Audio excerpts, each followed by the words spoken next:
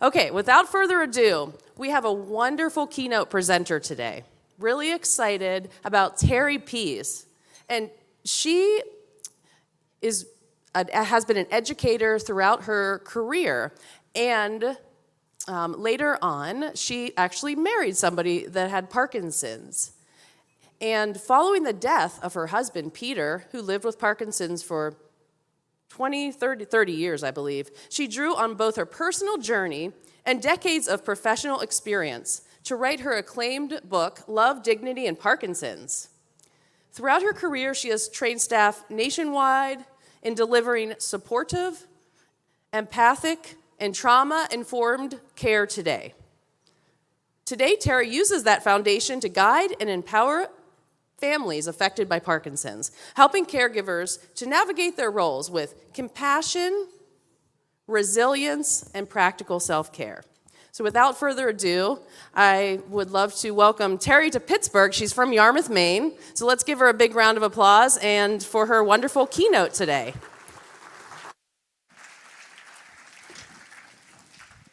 Thank you, Casey. Okay, I'm short, so I have to move this down a little bit.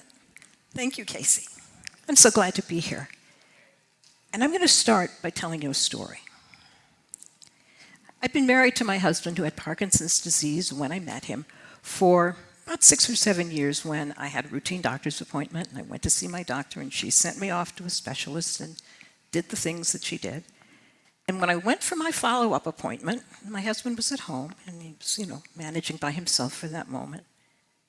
My doctor told me, "You have colon cancer." Scary, huge diagnosis. This is a lot of years ago, and here I am. But thank you. I feel that way all the time about it. But what I want to tell you is that when I came home and I sat down in the family room in our spot, you know how that is? You have your spot where you sit, and the person has their spot where they sit. And I said, well, here's the news. Colon cancer. And my husband, who was a lovely man, I loved him to pieces. We had a great connection with each other. But he said to me, "I know I should care, but I don't." And he was puzzled by that. He was confused by that because he knew that was, not great news. And now, that sounds like the beginning of a sad story about a marriage, a relationship falling apart. But it wasn't that. So this is not a story about a marriage in trouble. But it is a Parkinson's story. Parkinson's does stuff. That's the most bland way to put a really difficult thing that we live with. And the song we just heard said, "We are the champions." And that was just so right. And I didn't even plan that, but it's a perfect story for opening what I want to say to you, because what I'm going to do is to talk about grown-up things, serious things. If you were not aware that Parkinson's was a challenge, it was hard and required attention and care, you wouldn't be here.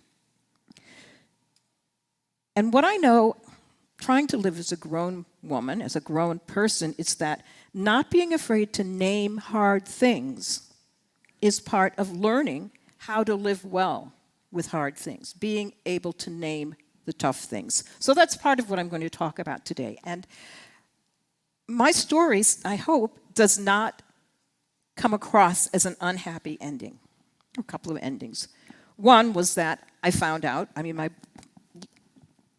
lovely doctor basically yelled at me and said, "Go get your colonoscopy. You need to do that now." And I did, and they found this early, and 3 months later, it was done. And I'm like 7 or 8 years out now, and it's gone. So if the only message I get to you today is get your colonoscopy. That's not the topic of my conversation. But get your colonoscopy. It's not that scary. It's not that hard. It's a little bit messy, but we're not afraid of mess in this world. And get your colonoscopy. But not being afraid to name that things are hard is an important part of being able to be good at this challenge, this thing that where we want to be champions.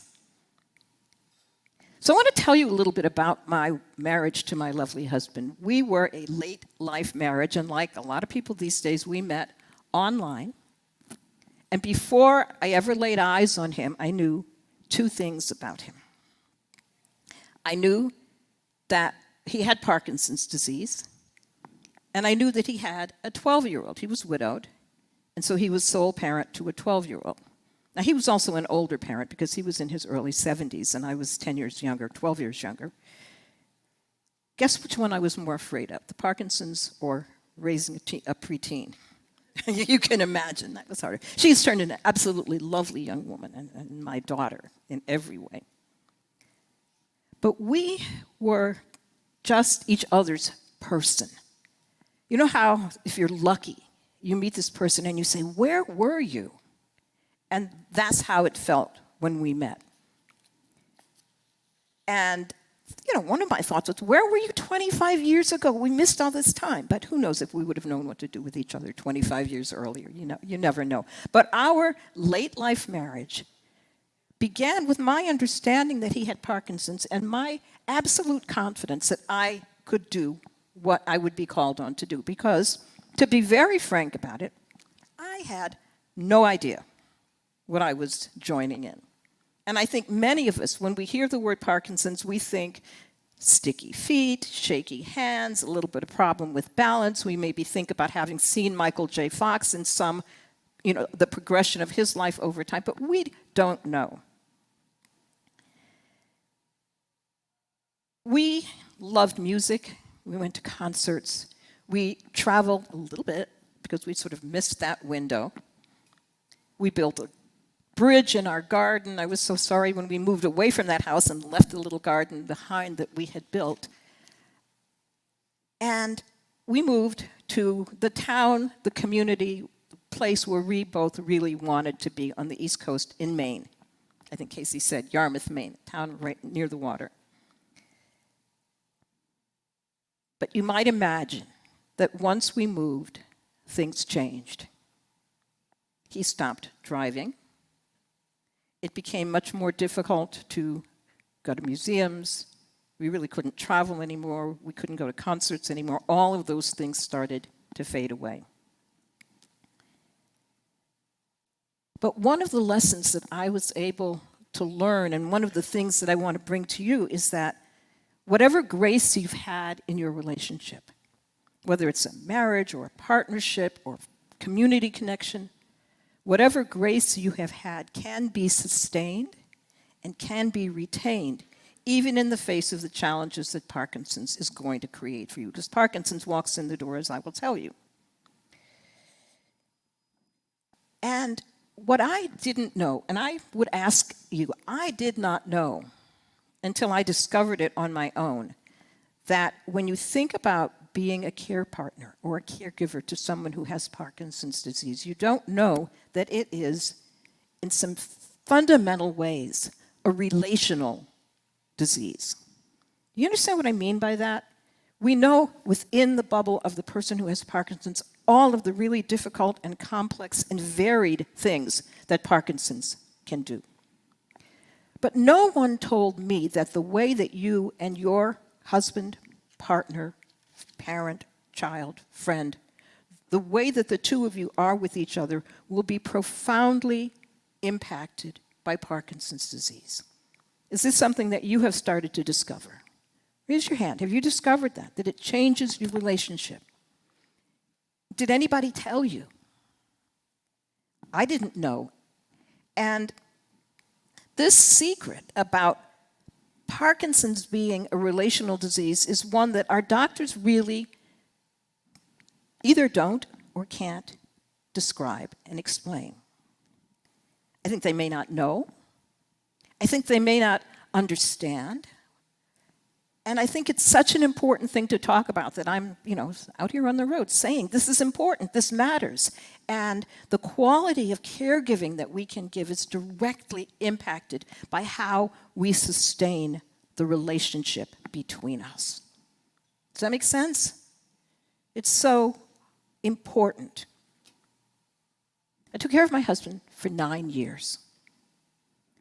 In all of that time, his young movement disorder specialist who was medically very smart and very effective, but is it fair for me to say he was almost a Doogie Howser to me? You remember that TV show about the doctor who was like a teenager? Well, this guy wasn't quite that young, but he was young. And he didn't have a felt sense of what a long marriage is like, or a long relationship. Even though we hadn't been together that long, we were, can I say it, old, in our 60s and 70s. And a young doctor may not really get what is changing. So nobody names it for you. In all the time I took care of my husband, one doctor, she was a geriatrician, a student, a fellow, on her way to becoming a geriatrician, said to me, she looked me dead in the face, and she said to me, "You are doing a good job. You're doing a good job." Now, all these years later, I can still feel myself wanting to tear up by that, because we somehow don't hear that. What we do is really hard as caregivers. And our care partners, are the people that we're supporting, our loved ones, are busy living this life of Parkinson's. And so they are really not able, people with Parkinson's, are not necessarily able to see and reflect that your care partner is doing a good job. And yet those words were so important that all these years later, I still feel them in my heart. And I would want to say to all of you who are here as care partners, I don't know you, I've talked to a few people out at the table. You are doing a good job. You're doing a good job, and it's important that you know that. Because, I hate to say it, but you already know this. You're not going to win the fight against Parkinson's the way you might win the fight against, God knows, COVID or measles or illnesses that can be cured. So that the fight is not a fight against the disease. The fight, I believe, is to retain your connection with each other over time as things change, and not to let that be interrupted, disrupted, frayed by Parkinson's.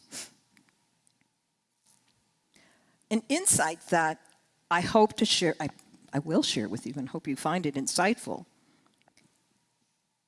is that whatever connections and understandings you've developed from the relationship that you have with a person with Parkinson's, that you as a person with Parkinson's have with your care partner, caregiver, come from some kind of history, and you have a picture of that, but you don't expect this kind of snap your fingers. I can never snap my fingers and make any kind of satisfying noise, so pretend that you heard it. But it doesn't happen like that. The change comes, and then you don't really know what happened to us.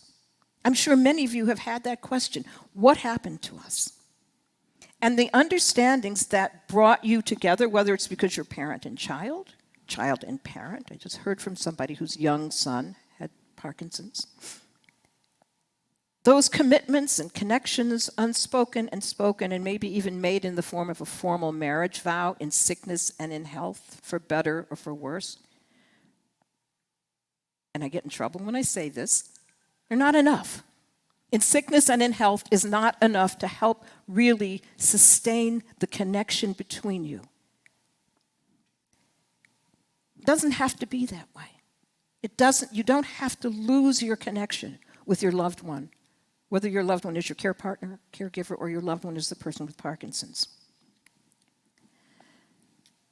When I look back on my marriage, it wasn't always easy. Peter had Parkinson's, and he developed dementia, and all of those, the plethora of symptoms that you guys all know about. I don't even need to articulate them. He had his own particular salad. Every person's Parkinson's is like its own little salad of symptoms and manifestations, right? Every person's salad is sort of different.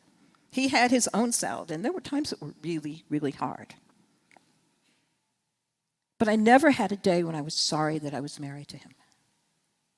And I can say really genuinely, it wasn't always easy, but it was always good. And that's what I want to help you find a way to. That even if it's not always easy, you have the opportunity to make it always good. I married Peter. He was a widower, and he had a young daughter. But I married more than 2 people, and this was the shocker. And this is the story that I want you to understand. I also entered this marriage, this relationship, with 2 other characters. I think of them as being like Bonnie and Clyde. You remember that movie? Bonnie and Clyde?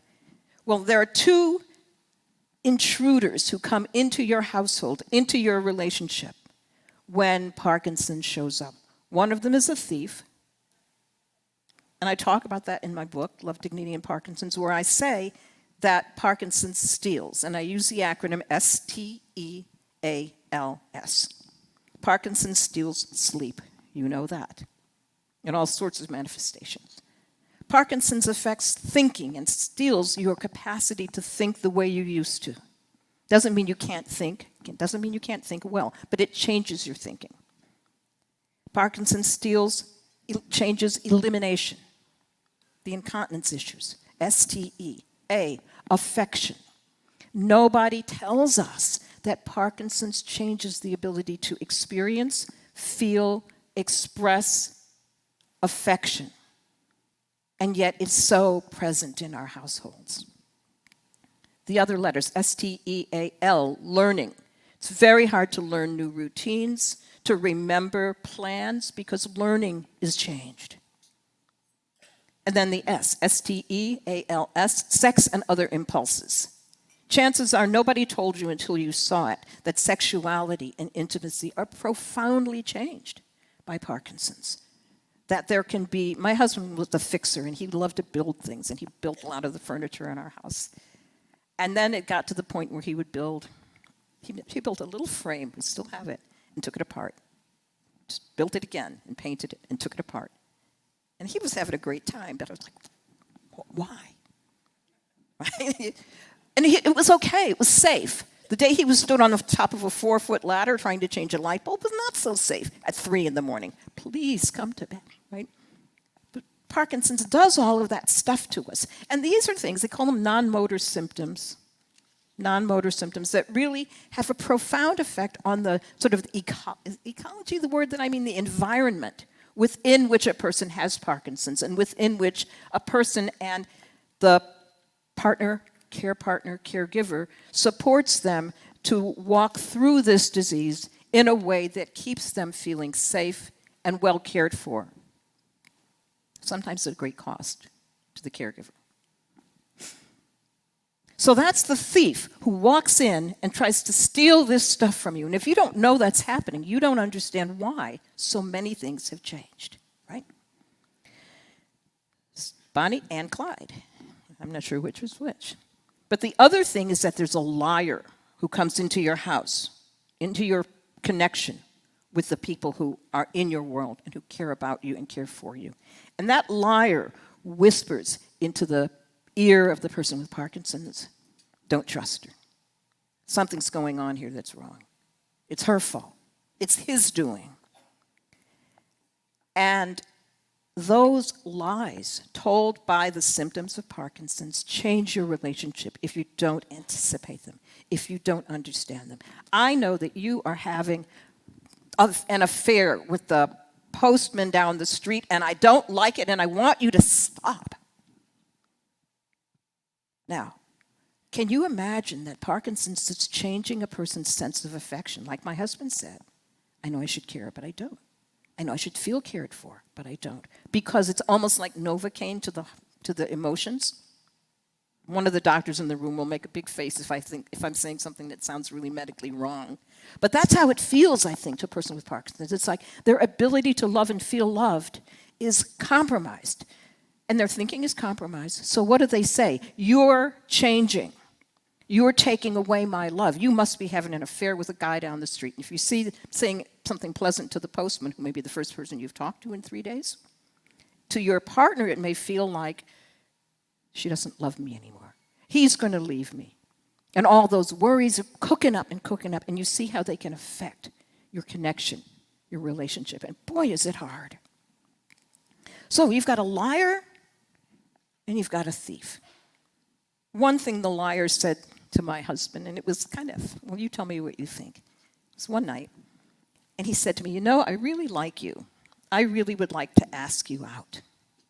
But I thought about it, and it wouldn't be fair to my wife. It's like, what do you say? How do you answer that? I mean, so you can see how the wheels are turning, and he's trying to understand the affection and connection that he felt with us, but he didn't really recognize me as his wife anymore. He sometimes talked about me as the other lady and stuff like that. And so the liar is in there. The liar is having an effect. So how did we manage to stay connected? How did I manage to stay connected to Peter, despite the presence of these two interlopers? It's so hard because the deception from the liar and the thief can break the emotional core in even a very strong marriage, a very strong friendship. I don't want to tell people's personal details, but I have a friend in another city in another part of the country who was very close friends to a neighbor that we'd all gone to college together. But when Parkinson's changed him, they didn't really understand. And it fractured what had been a really close, connected relationship. They were friends, they went hiking, they went to movies, all of that. Not a romantic relationship, but a real connection that was fragmented and frayed by Parkinson's. And without the understanding of this, you just don't know, what is it? Is it me? What did I do wrong? I guess I won't come around anymore. And that can be real familiar for us who are living this Parkinson's life. I had a conversation, actually multiple conversations like this, but one in particular comes to mind. I support Parkinson's caregivers through online work and stuff like that. And I had a conversation with someone who had been taking care of her loved one with Parkinson's for many years. And she was so sad. And we talked. And she told me about how 8 or 10 years ago, her partner had stopped caring about her. And because of her commitments to her children and her religion, she couldn't change, she couldn't leave. But it was so demoralizing to her that he had stopped caring about her. But as we talked more, I told her something nobody had told her. Parkinson's changes the way a person feels warmth, affection, connection, care, love. And so maybe it wasn't that he didn't love you. Maybe it was that he couldn't, that he didn't know how, that he couldn't express what was in his heart and in his feelings. And I will never forget how deep her sadness was, how hard she cried at all the years of love that she had lost. I'm tearing up thinking about it because nobody had told her that's not him. It's what the disease is doing to him. So if you're a doctor who talks to patients with Parkinson's disease, find a way to let people know that this is coming or may be coming. It doesn't have to be that way. Now, not everybody starts into Parkinson's with, I'm watching the time here, I'm too short to even see it. Not everybody starts with a very warm and loving connection, and it's sort of a dilemma that I sometimes face when I support Parkinson's caregivers and care partners. You may have been struggling for many, many years. I mean, relationships struggle for all sorts of reasons. But I believe that almost every relationship starts with a kernel of hope and love and anticipation of joy and anticipation of grace. And when I said before that whatever grace is in your relationship can be strengthened and cultivated in the face of Parkinson's, that also applies to a relationship that's been in trouble. That if there's enough grace to be able to talk about it with each other, or even just to talk about it to yourself, I married him because I loved him. I saw something special in her, even if it's gone, for reasons that have nothing to do with Parkinson's. That grace still tells you about your own capacity to love and care and be in connection, and that's something you can treasure. So what I'm going to describe to you is something that many of you can do on your own, together. Some of you may need the help of a counselor or a professional therapist who understands Parkinson's, understands how these things change people. But there are two explicit decisions that I think are needed for us when we are Parkinson's caregivers. You know, I said before that the marriage vows or the commitments that we make, love, honor, cherish, in sickness and in health are not enough. And those taken at face value can start to feel like handcuffs. And that's not good. Well, I made a vow, so that's the only reason I'm here. It's too hard to do without bringing and cultivating and supporting love. I really believe that. Boy, I really believe that. There are two vows that I think can really help. And the first may sound a little weird, but I suggest that Parkinson's caregivers early in the journey, if you're there, or whenever you are in the journey, that you ask the person to whom you are partner, caregiver, you ask their permission to take care of them. Even if you've been married for 99 years and you've always, it goes without saying, you might say, but it doesn't go without saying. Ask permission, may I take care of you? May I be your main caregiver? I want to do this, I'm happy to do it, or I'm willing to do it, may I do it? That changes the face of what it looks like when you ask that question, because it suggests both that it's voluntary and that it's been granted to you by the person who has Parkinson's disease.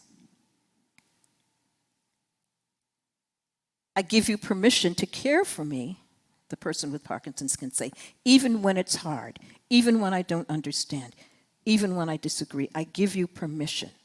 And that is not blanket permission that, you can do any old thing you want and hurt my feelings and I won't care. And that's not what I'm saying, but you know that already. What I'm saying is that you create a new space, a new vow, as opposed to just, love, honor, cherished in sickness and health. This is like, in this sickness, in this hard time, I give you permission to take that position with me. I give you permission to have Parkinson's. The care partner can say to the person with Parkinson's. Does that sound weird? I give you permission to be dealing with this? Let me be clear about what I mean. That sometimes we can just be so mad about the fact that somebody has Parkinson's. Does that sound familiar? Just so mad because it's not fair and you didn't choose it. And, no, I don't want this. But if we can give our loved ones permission to have this thing that they didn't choose, again, that opens the space for finding this new kind of love and connection with each other. This is hard stuff. This is really hard and lonely stuff, but it's hard and lonely if you don't do it.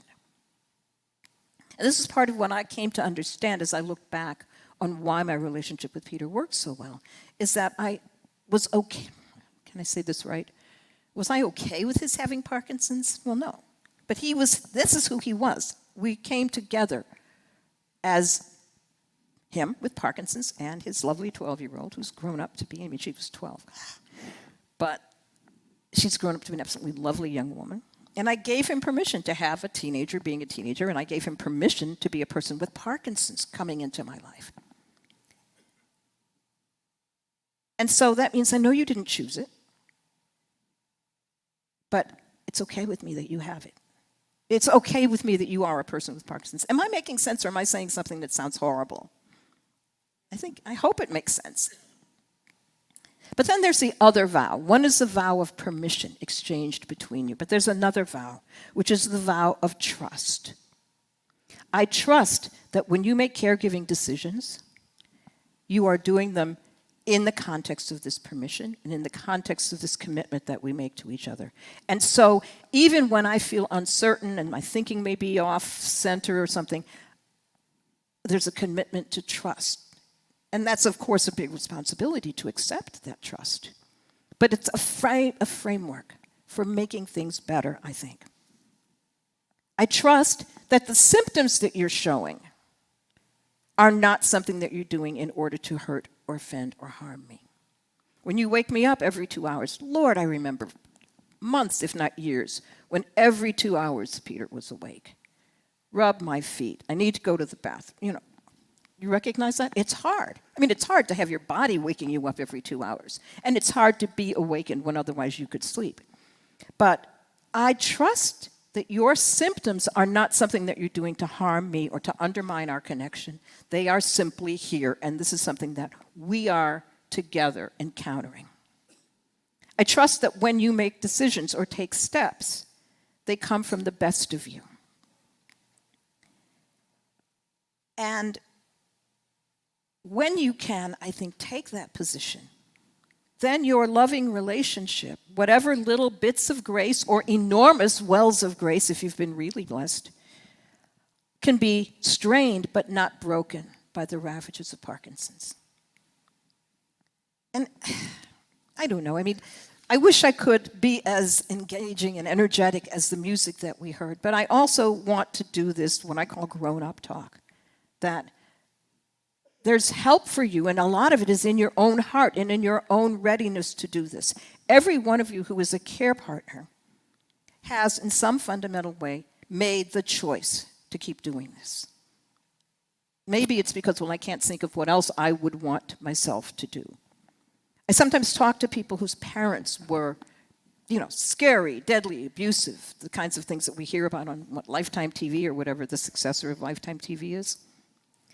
And they ask, how can I care for my parent who was so abusive and so mean to me and made my childhood so hard?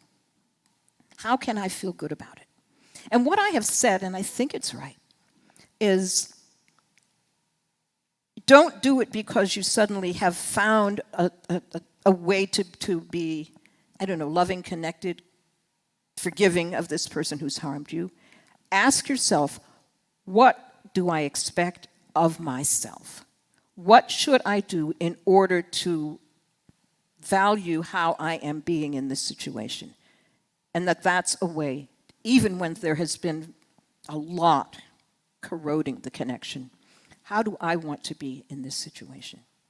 And that allows you to engage in the caregiving partnership in a way that honors you, the caregiver.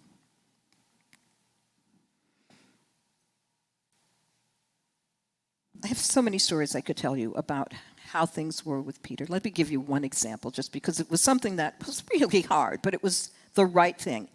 We live in Maine where, there are a million beautiful places to go walking, and he couldn't do a lot. And he was living in memory care at the time, but I could hang out with him. We did a lot of stuff together. And so, let's go for a walk. The weather's finally gotten nice. That's a big theme at this time of year in Maine. It's finally, the snow is gone. Let's go for a walk. So, packed him and his U-step in the car, and we got in the car and we drove 3/4 of a mile from where he was living to the park where we had spent a lot of time. And we got out of the car and got the U-step set up, which, it made a huge difference in his mobility. It was a very valuable thing, and they didn't even ask me to say that, but I just loved it. It's heavy, but it worked for him. And we walked down a little hill with me steadying him, and we walked maybe 25 steps into the park. And he said, let's go. I was like looking forward to getting out. I was so ready to do something and sit in the park with the man I loved. But it was 20, 25 steps in and 20, 25 steps back up to the car, and got him back in the car and got the U-step walker back in the car and packed him up, and we went back to the memory care, which was a lovely place, but it was still what it was.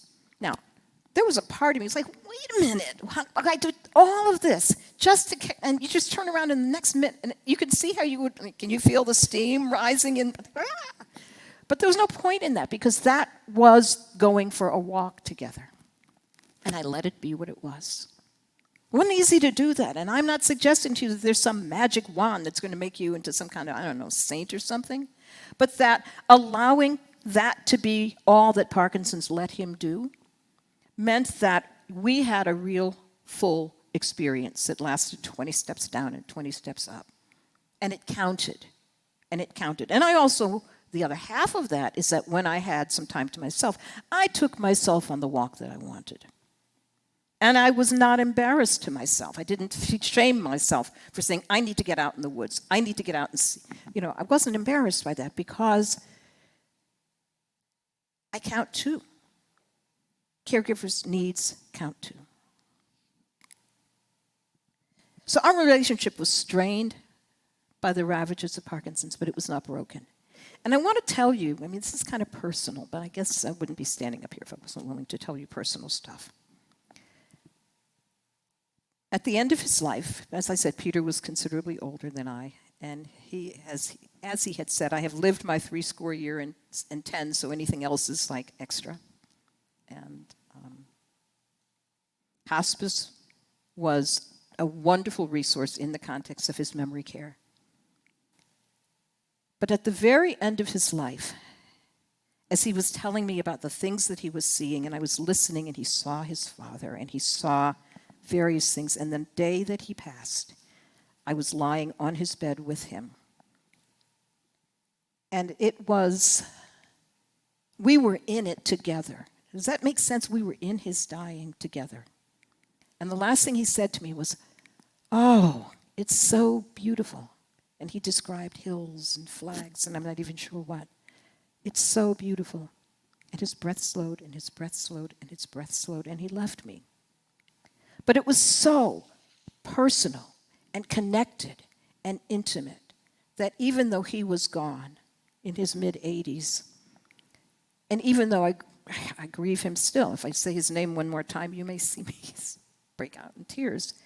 But it was always connected. Not always easy, but always good. And that's what I wish for you. I hope with those two vows, the vows of trust and the vows of permission, you are able to craft this new kind of connection. I worry when I encounter caregivers who are working so hard to get back to the way you were 5 years ago. Is this awful for me to say? I mean, part of me thinking, oh my God, I'm telling everyone such hard stuff. But you can waste so much time trying to get back to the way things used to be. I learned that lesson once. We used to go to theater a lot. We loved it, and there's a lot of summer theater where we lived in Maine. And we drove an hour and 20 minutes because we really liked Shakespeare, and there's a whole story behind that I won't tell you. And we sat down for this performance. And by the time we got to the first scene change, after all the effort, walker and the elevator and all of that, and first scene change, he said, "Let's go." I mean, it wasn't a super performance. I'm picky, and it wasn't a super performance, but it was still a chance to be there in theater, enjoying each other, being there. But it was time to go. So we got back in the car, and we drove an hour and whatever it was back home. It wasn't easy, but it was still us doing what Parkinson's let him do. And then if I needed to go to theater, I would either watch it on the tube, or I would go with a friend, or put it on my list of some other day. So this is what I wish for you, that you can find a way to maintain and sustain, or maybe even to restore the connection between you using these vows of permission and trust, so that you too can say, it may not always be easy, but it was always good. Now, after Peter died, what? What was I going to do with myself? I really didn't know what I was going to do with myself, but I went to a meditation, yoga-ish sort of retreat out in the woods. And the question came to me, how can you have a good, sustained, committed relationship in the face of something like Parkinson's disease? And I still have this little scrap of paper where I wrote this down, because that was really the stimulus for writing the book that I'm telling you about now, Love, Dignity, and Parkinson's, is that that's the answer to what my answer. I'm no therapist, I'm no expert, I'm just me, a caregiver with a lot of thoughts, and I've been talking to a lot of caregivers. But it's telling you something about how to sustain both of you in the face of this tough thing so that you don't lose yourselves and you don't lose each other. And I have a community. I think of them as my community because I really, out of no place, built a community of 5,000 Parkinson's caregivers who get emails from me. I send like Dear Abby-style emails every week that is answering questions that people have about caregiving, not about the disease. I'm no expert about the disease, but I think I know a lot about caregiving. And I hear their stories, and I talk to them when we have sessions together or whatever, because what I really want is to say to every care couple, parent and child, neighbor and friend, spouses, partners, you have the capacity for love, and you can let love evolve and develop in new ways so that Parkinson's doesn't rupture your capacity to be in contact with each other and engaged with each other. So that's my story. That's what I like to share with caregivers, because the fact is that other than that one geriatrician who said to me, "You are doing a really good job," I felt so invisible. And if I have a mission in life or whatever, it is to be the voice of caregivers in this particular way, to say, you matter, you count, your needs are central. Please don't be like the young woman who wrote to me and said, "I'm taking care of my grandparent with Parkinson's, and I know I shouldn't want anything. I know I shouldn't care about anything, but I do." And she was in her late 20s, and it was anguishing. Is that a word? I felt anguish to see this youngster feeling like she had no right to feelings. She had no right to needs. She had no right to want warmth and connection. And so all of you who are caregivers, all of you who are people living with Parkinson's disease, don't let the liar and the thief disrupt what you have and what you need and what you want for yourself and each other. So with that, I'll just say thank you. Thank you for your attention. Thank you for caring about this stuff. And thank you for the folks who set this wonderful conference together. The Parkinson's Foundation of Western Pennsylvania. You guys have got a real treasure here. So thank you all.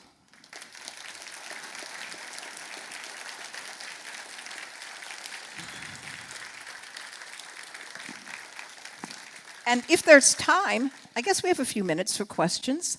I'd love to hear what you think. Answer questions.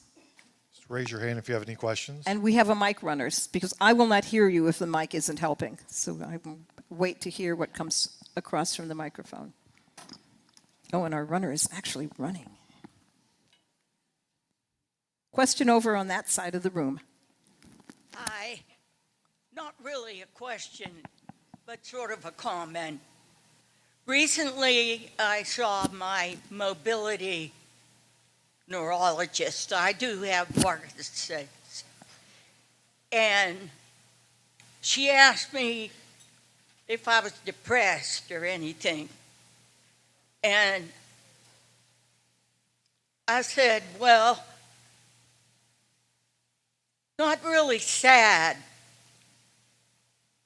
but, and I thought a moment, and I said, lonely. And there was my caregiver, my wife, Marianne, standing right there. She's never said anything about what I said to the doctor, but I thought, how does that sound?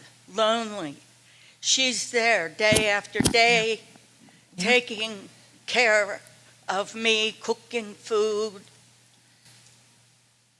There are some things I can do, and I do, but there's more that she is left with. And I'm grateful. I try to thank her as much as I can. Every night I say good night to her and thank you for everything today. And I love you so much. I'm glad that God gave her to me, because I don't know too many others who'd put up with me. Oh, I'll bet it's not that bad. I lose my temper sometimes, you know, that kind of thing. But when I told the doctor about lonely, she just looked at me. And I thought, I guess she doesn't know what to make of that. Yeah. So, anyway, it kind of reminded me what you were saying there. And I thank you, because now I don't feel so much like an oddball. Oh, you're not an oddball. So many people feel that Parkinson's takes away your feeling, your ability to feel in connection with other people, and you have to be really active about trying to sustain it. And even if you can't feel it, to have faith that the love that connected the two of you to begin with is still there. I cannot tell you how many caregivers who've told me the story that their loved one says, "Thank you for taking care of me," how much that means to them. Believe me, those words, I mean, I don't know you, I don't know your partner, but I would make a very confident bet that those words, "Thank you for taking care of me, thank you for what you do, I see you," is so important. I read a quote, who was it? I can't remember. I think it was James Baldwin, who was talking about love. And he described love as being the experience of being seen by someone else. And Parkinson's is trying to take that away from you. And that's something that we can actively do. I see you. And when she says thank you, it's like when you say thank you, rather, it's like you're saying, I see what you're doing. And all of these small things I think help to sustain what you're about here. So thank you for sharing that. And yes, it counts. There's another question right near that same table. I got you. So much of this whole morning has been very valuable. But our journey right now, trying to do all the exercises, trying to do the nutrition, trying to do all that we can to help him be the best that he can be as long as he can, this message meant the most to me because you're talking about a shift of consciousness in a sense. Yeah. This is how life has always been, and this is what I do, and now this is what I'm going to do. But it's morphing faster than all those things can keep up with. Yeah. But the love piece, the let love develop in new ways, the sustaining the relationship through this, where the changes could get very serious as you described. Thank you very much. Oh, you're very welcome. And I think you've said something really important. You could have a list as long as my arm and longer of things that you could do. And especially because different medical approaches are different. Some doctors are going to say this and this and this and that and that and that. And all of a sudden, you, the care partner, trying to do all that stuff. You can't. You can't. And there's such an energy in us to try and find the thing that allows Parkinson's to stop. Now, we heard that gene therapy may, at some point, and maybe in the few people in the trial, is making Parkinson's stop. But that's not in the cards for most of us today.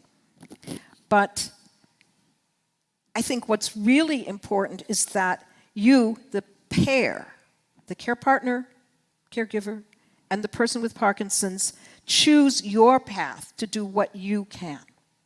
Somewhere in this book, I have a kind of silly analogy where if your partner asked you with all sincerity, I don't like where the refrigerator is, move it for me, move it now, with all the energy of need and readiness that someone's, what would you say if I said to you, move the refrigerator? Would you try? No. I mean, you say, well, I guess it would be better if it were there, but I can't do that. And that I can't do that, I wish I could. I know you want me to, but I can't do that, is a completely legitimate thing for you as a care partner to say. And I hope that doesn't sound terrible, but none of us can do everything. None of us can do it all. And being able to know what your limits are. I mean, this is kind of a trivial example. My husband grew up in England during the Second World War. He was old. And I think that his feet were permanently affected by the lack of availability of shoes, because he had more trouble with his feet than any two people should have, and I just could not help him with that. I was so thankful when I learned that a podiatrist in town would see him and take care of him. And that was, I could help with toileting things all day long. I could do things that, seem unspeakable, but I couldn't clip his nails. It just didn't work for me. And knowing that I was entitled to say, oh, I know it needs doing, let's make an appointment with the podiatrist, is okay. it is enough. You don't have to do everything.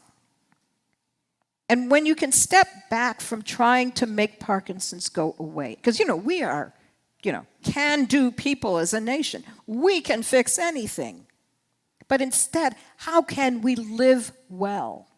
How can we live with our hearts in the right place as we together face this liar and thief? If you let the liar and thief get between you, it can be so hard and so painful. But if you are together saying, they're lying, they're stealing from us, what can we do? And this is a little bit of a metaphor. I'm not sure you're going to say that in so many words, but I hope that that's the message that has come through to you today, that you can say, we are in this, and we are going to make our lives as good as we can make them for both of us. It said somewhere, your struggle, your suffering, care partner, caregiver, your pain does not serve your person with Parkinson's at all. For you to sacrifice yourself and your own well-being and to do things that injure your body and your spirit in order to serve them, by itself, the struggle doesn't serve them. Does that make sense? That it's okay to say, I wish I could do every single thing you want me to do, but I cannot do that.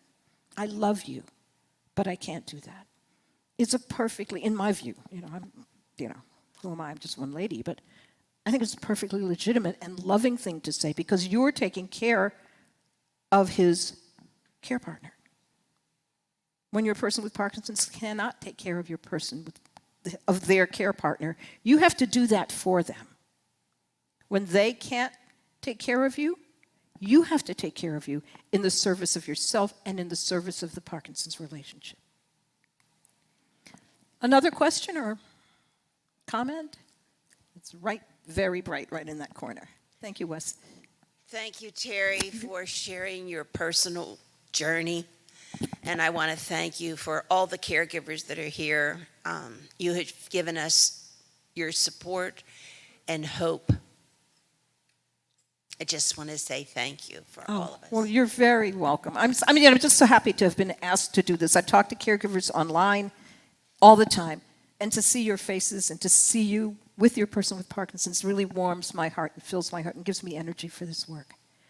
At the end of the slides, I just had that one, there's a place where you can use a QR code to comment on the presentation. I like being able to hear back from the people who attend, and also just lets you know that I will be at the back of the room with my book if you're interested in having it or having it signed. But mostly, I just want to thank you for what you do and for the courage of the champions who are people with Parkinson's who live with this difficult thing every day, and the courage of the care partners who make the choice to walk alongside them. Thank you both. Thank you all.